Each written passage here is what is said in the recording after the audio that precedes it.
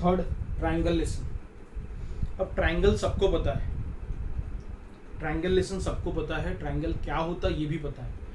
3 sides जिसको होती है, 3 एंगल्स जिसको होते हैं, 3 वर्टाइसेस होती है, वो होता है triangle. That is name as the angle A B C. A B C are the vertices of the triangle. Angle A, angle B and angle C, ये तीनों एंगल्स है, एबीसी वर्टाइसेस है। AB, BC and AC are the sides of the triangle. 3 side है, 3 angle है और 3 vertices है, उसको बोला जाता है ट्रायंगल। और वहां पे एक वेरी वेरी इंपॉर्टेंट थ्योरम है कि the measure of exterior angle of a triangle means remote interior angle. अब रिमोट इंटीरियर एंगल थ्योरम बहुत रेयर केस में आता है, बट इसके ऊपर की क्वेश्चंस एग्जाम में आ सकते हैं। तो देखिए ये भी क्लियर करवा दे। तो ये ट्रायंगल है, that triangle is name as the triangle of ABC, और ये आपका यहाँ पे एक्सटीरियर एंगल है। एक्सटीरियर एंगल की प्रॉपर्टी बोलती है कि exterior angle is equal to angle ACD is the exterior angle, तो exterior angle is equal to sum of the 2 remote interior angle. Remote interior angle मतलब ये है, बाजू वाला एंगल छोड़ना है और ये 2 एंगल को उठाना है। तो angle ACD is equal to angle of A B C plus angle of B A सी।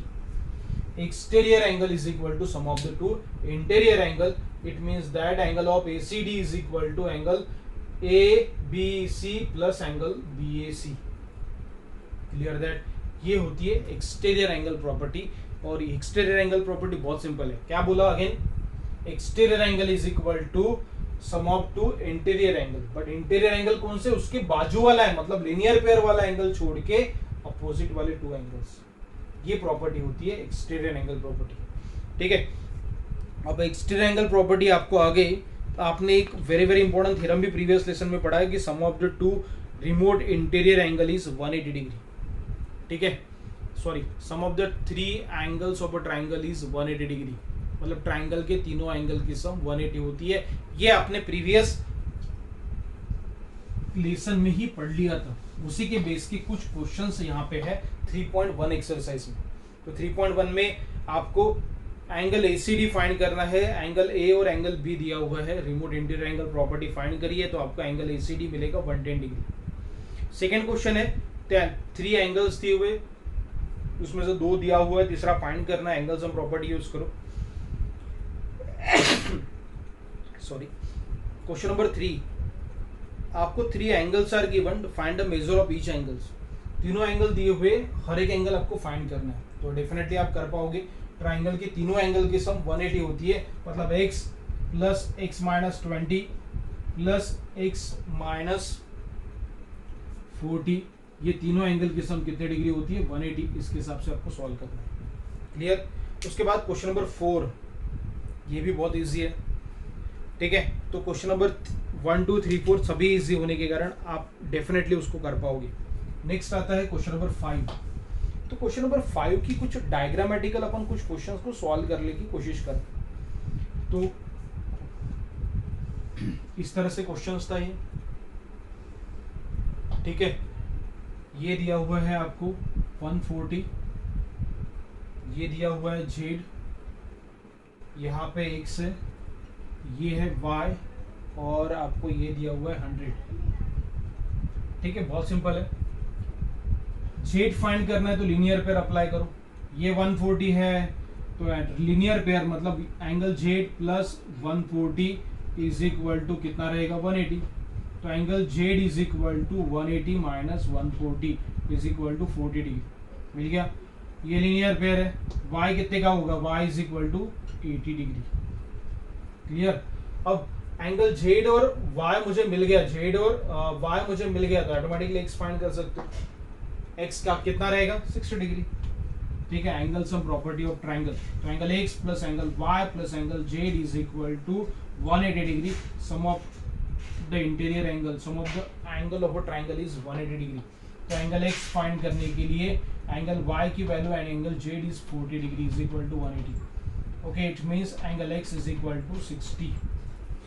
ये चीज आपको करना पड़ेगा, ये चीज आपको पढ़ना पड़ेगा और एंगल के नाम लिखना पड़ेगा। मैं तो बहुत शॉर्टकट बता रहा हूँ, इतना शॉर्टकट सिर्फ आपको समझाने के लिए बता रहा हूँ। ठीक है, बट आप जब भी इस क्वेश्चन को प्रॉपर वे से सॉल्व करना है तो आपको पूरे ईच एंड एवरी नाम्स लिखना पड़ेगा, क्योंकि जब भी टीचर चेक करती तो आपको ये डायरेक्ट वे से चेक नहीं करेंगे, आपको प्रॉपर नाम होना चाहिए, प्रॉपर नाम के साथ वहां पे प्रॉपर रीजन भी होना चाहिए, ये लिख पाना बहुत जरूरी है। ठीक है, नेक्स्ट क्वेश्चन नंबर 6 आप कर पाओगे डेफिनेटली। 7 भी बहुत इजी है, बट 7 में डायग्राम नहीं है, तो first of all draw the diagram.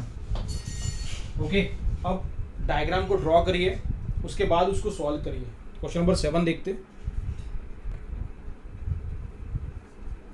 Question number 7, in triangle A B C bisector of angle A and angle B intersect the point O. ठीक है, ट्राइंगल है, ओके, किसका बाइसेक्टर है? ए एंड बी का। तो ये है ए और ये बी है और ये सी है। ए एंड बी का बाइसेक्टर, सपोज एंगल ए का बाइसेक्टर ये है और एंगल बी का बाइसेक्टर ये है। बाइसेक्टर क्या करता है? एक एंगल को 2 इक्वल पार्ट में डिवाइड करता है, और कहाँ पे इंटरसेक्ट हो रहा है? ओ में।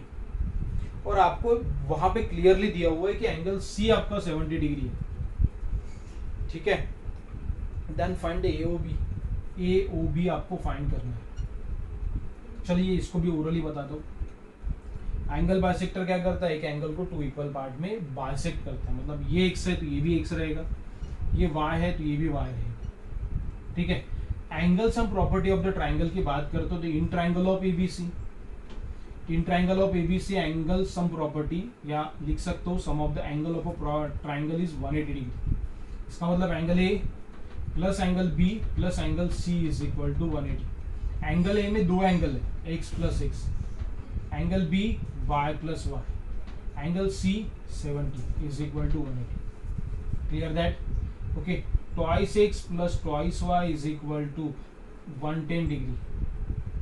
2 common, x plus y is equal to 55 degree. मिल गया? तो x प्लस y 55 डिग्री मुझे यहाँ पे मिल जाएगा। Clear that? x plus y is equal to 55। तो मुझे x प्लस y 55 ये एंगल फाइंड करना है। Again same property, sum of the angle of a triangle is 180। 180 में से 55 गए तो आपको एंगल AOB फाइंड होगा। इस तरह से इतना इजी था, बट ये क्वेश्चन गलती से एग्जाम में आ गया तो आपको टफ लगता है। क्यों? क्योंकि उसके ऊपर आपने प्रैक्टिस नहीं की हुई थी।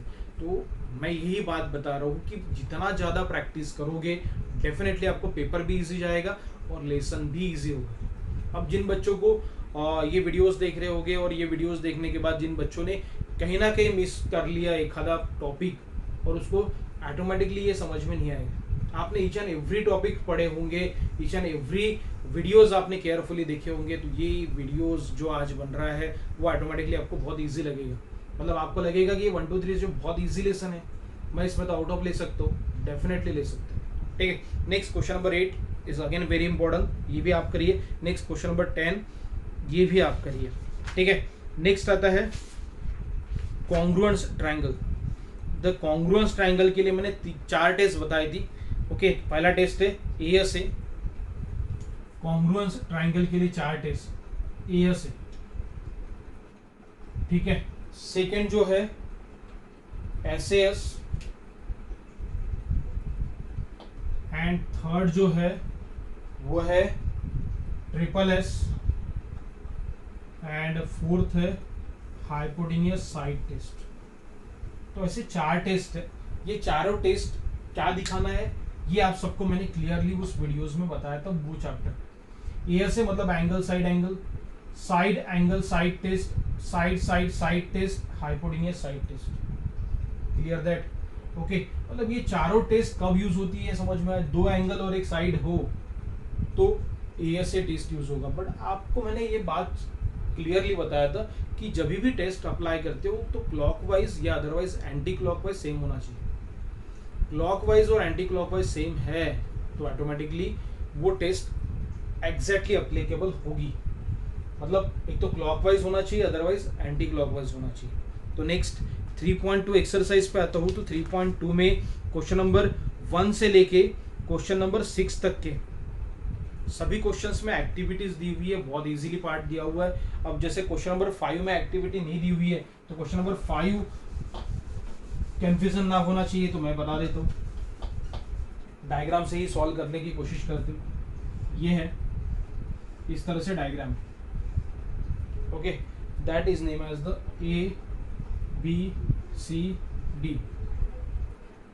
ओके, आपके बुक में बोला है कि ये साइड इस साइड को कॉन्ग्रुएंट है, ये साइड इस साइड को कॉन्ग्रुएंट है, तो मैं यहाँ पे पर्टिकुलर दो ट्राइंगल ले लिया, ये साइड इस साइड को कॉन्ग्रुएंट है, ये साइड इस साइड को कॉन्ग्रुएंट है। Clear that. अब दो ट्राइंगल की बात कर रहा हूं तो A B is congruent to the B C. लिखते वक्त भी आपको मैंने बोला था in triangle of A B D, and second triangle is name as the in triangle of C B D. Okay, segment A B is congruent to the segment of B C, A B B C को congruent है। फिर A D C D को congruent है, दिख रहा है आपको। अब तीसरा पार्ट जो ढूंढना है ना, वो तीसरा पार्ट आपको ढूंढने को बोला हो। तीसरा पार्ट वर्टिकली अपोजिट एंगल हो सकता है, कॉमन एंगल हो सकता है, कॉमन साइड, एवरी टाइम्स ये इसके अलावा कुछ नहीं रहने वाला है। Common angle, common side, vertically opposite angles. तो ठीक है, तो एडी सीडी को, फिर उसके बाद segment B D is congruent to the segment of B D, B D B D को कॉन्ग्रुएंट रहेगा। मतलब both the triangles A B D congruent to the triangle of C B D. किसको कॉन्ग्रुएंट रहेगा? ओके, ये साइड है कॉमन साइड, दो triangles are congruent but कौन सी टेस्ट? एस एस एस, तीनों साइड साइड साइड हो रही है, मतलब triangles S S S test of congruent. Clear that. इस तरह से बहुत इजी है। एवरी टाइम्स डायग्राम को क्लॉकवाइज और एंटी क्लॉकवाइज अच्छे से देखिए, आपको समझ में आएगा कि वहां पे कौन सी टेस्ट यूज होगी। Clear that. Next is very very important topic है, उसको भी देख लेते। आइसोसेलेस ट्राइंगल थ्योरम, ये चैप्टर अभी लेटेस्ट में अपन ने पढ़ा हुआ है, इसलिए थोड़ा इजी भी लगेगा। ठीक है, बट होल ये देखता हूँ, सपोज 1 2 3 लेसन है रिवाइज करने के, तो थर्ड लेसन उल्टा रिवाइज करिए, थर्ड सेकंड एंड फर्स्ट, क्योंकि थर्ड लेसन जो है वो टफ है। ठीक है, तो isosceles triangle theorem, isosceles triangle theorem क्या होता है ये मैं आपको बता देता हूँ। टू साइड्स आर कॉन्ग्रुएंट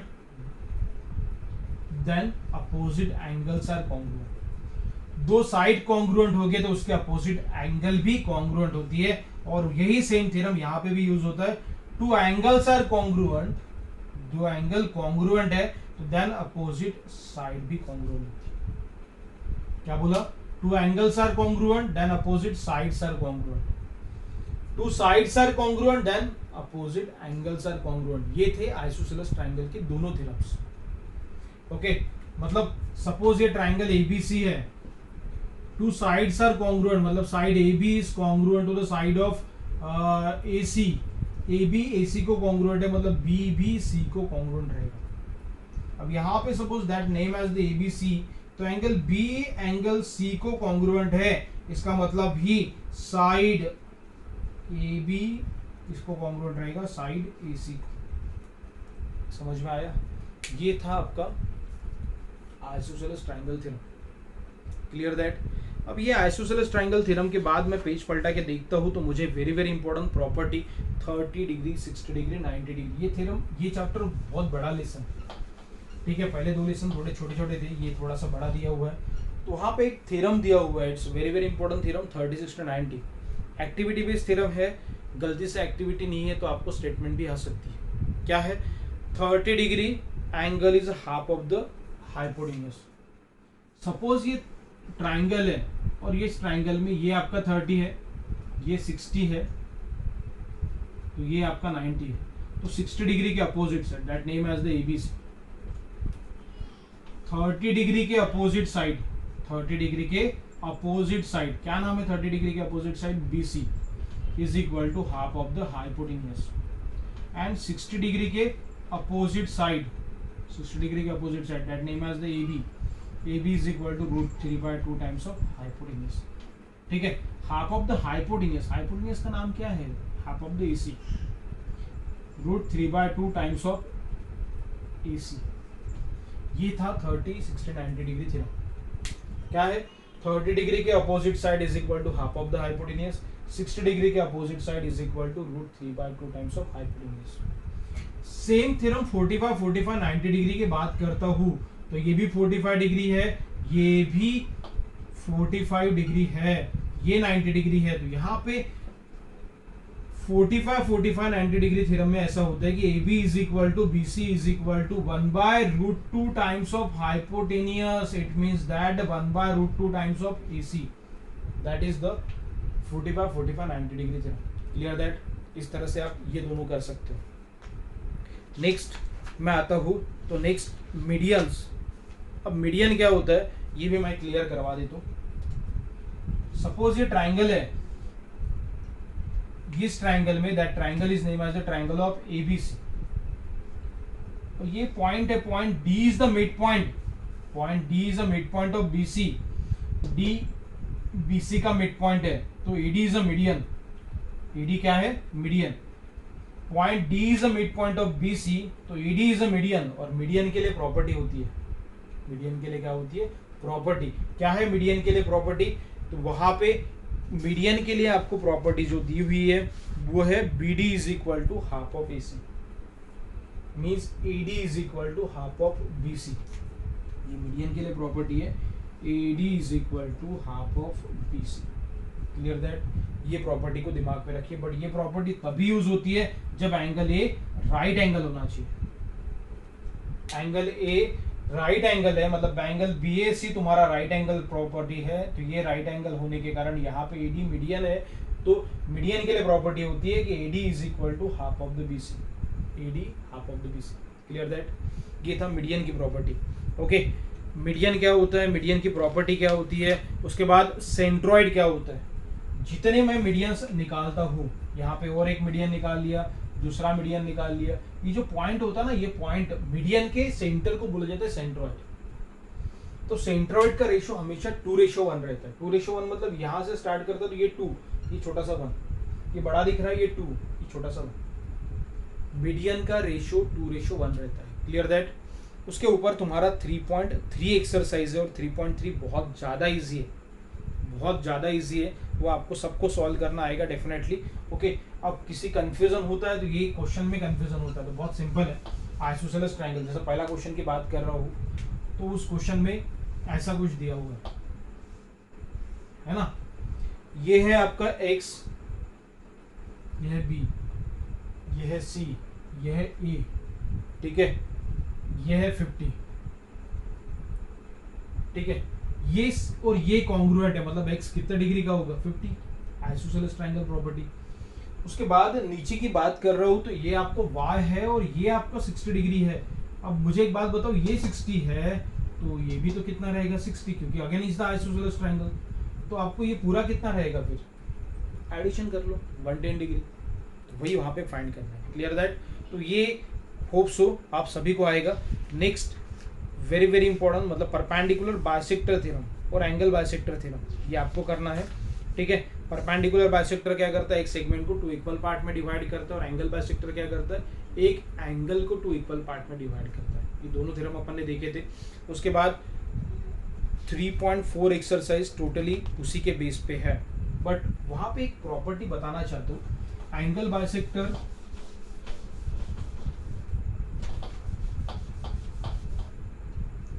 अब एंगल बाइसेक्टर में भी आप प्रॉपर्टी यूज करते हो.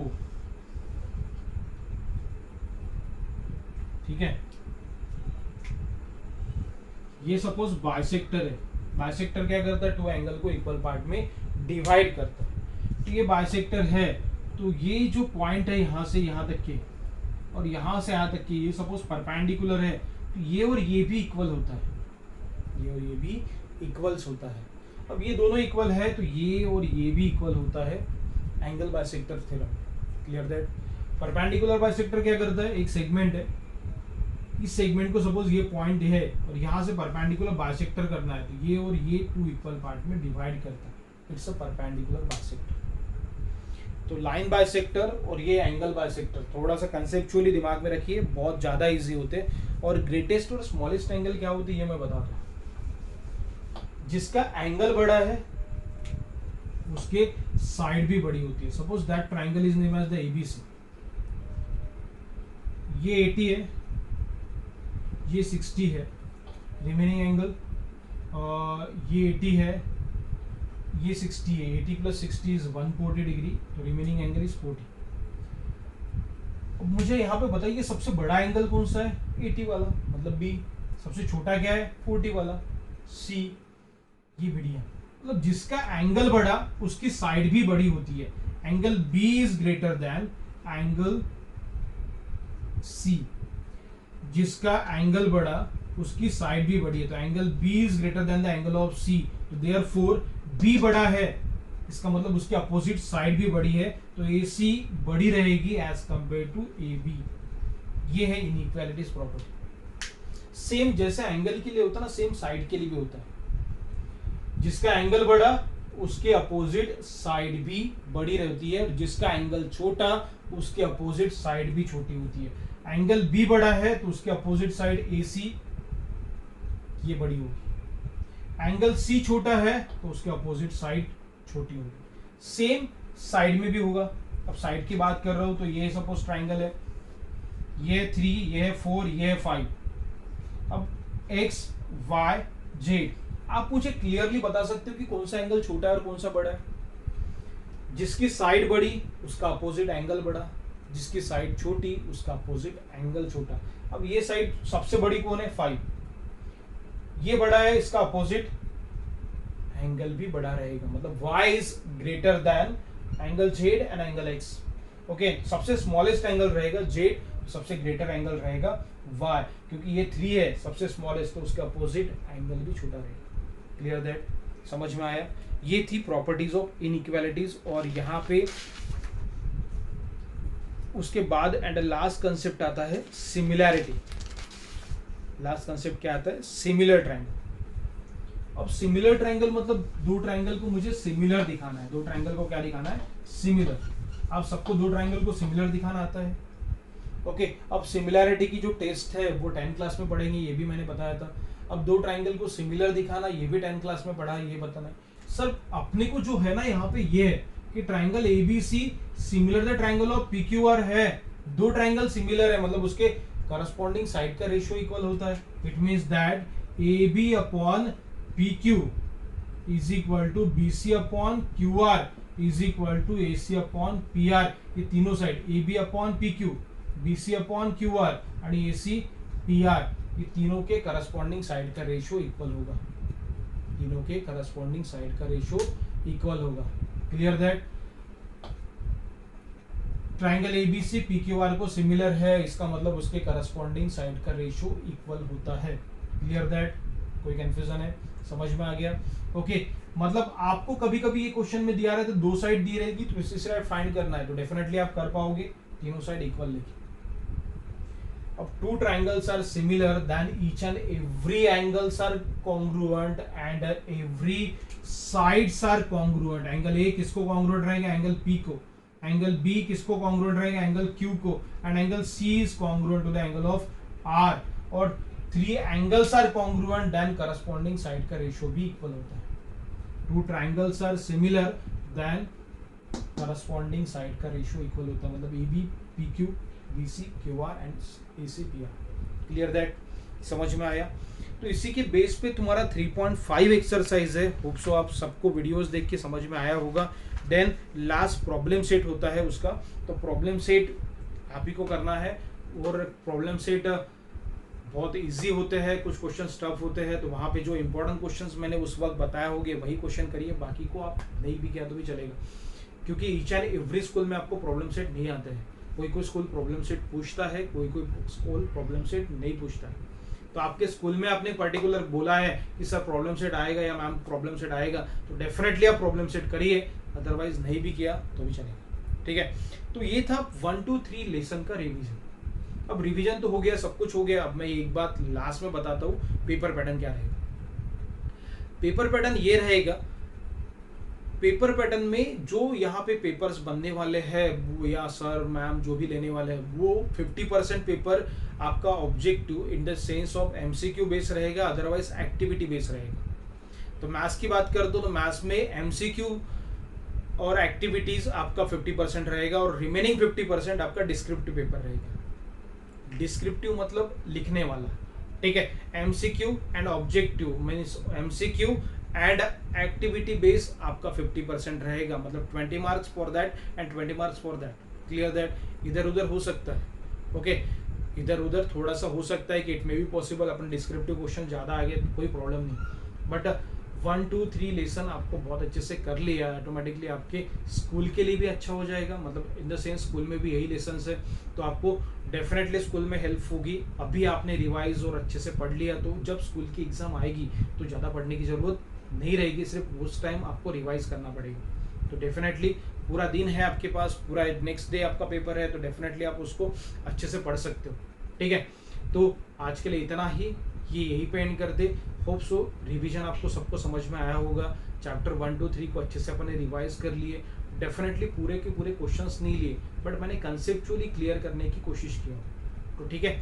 तो आप एग्ज़ाम के लिए प्रिपेयर हुई रिवीजन करिए, साथ में प्रॉब्लम को लिख के देखिए, प्रॉब्लम देखने से नहीं समझ में आ रहा है आपको रिटर्न प्रैक्टिस करना जरूरी है, विदाउट देखे आप रिटर्न प्रैक्टिस कर लिए वो प्रॉब्लम कभी नहीं भूलते हो, ठीक है। तो इसी के साथ आज का वीडियो यही पे एंड करते, thank you and all the best for your exam.